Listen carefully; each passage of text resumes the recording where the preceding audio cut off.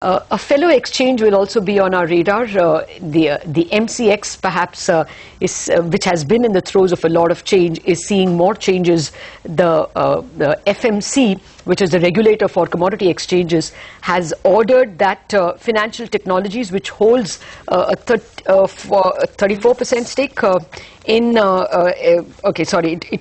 holds a 26% stake in MCX, has been deemed not fit and proper to hold more than 2% stake in MCX.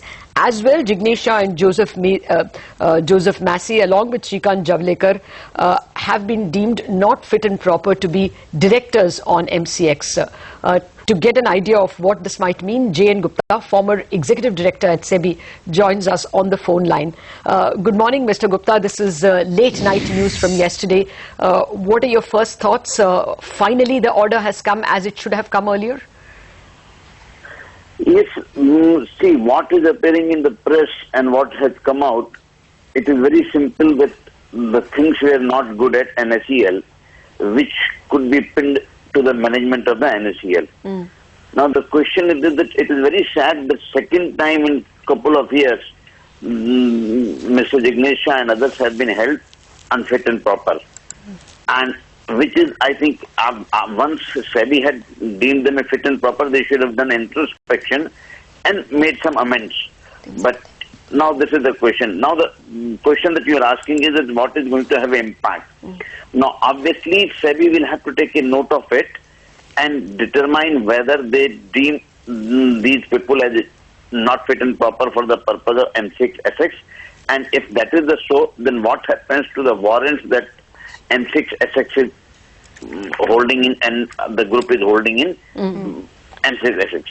So it is a question now. The ball is in SEBI court, and SEBI has earlier said, if I remember correctly, that if any other regulator finds them not fit and proper while giving the extension to MCX SX, they will take an appropriate action.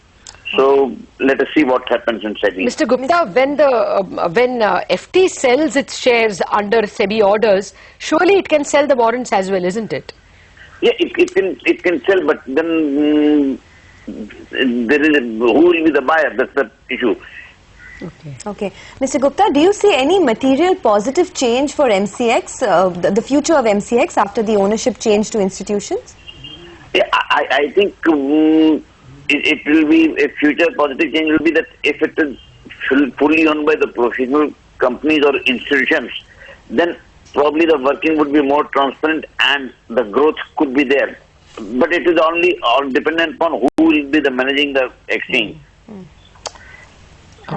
Okay, just one final question then. Do you see an impact of the FMC order on the NSEL investors? I mean, do you think the NSEL investors will get their money back soon? See, the money back is very difficult to answer based on FMC order.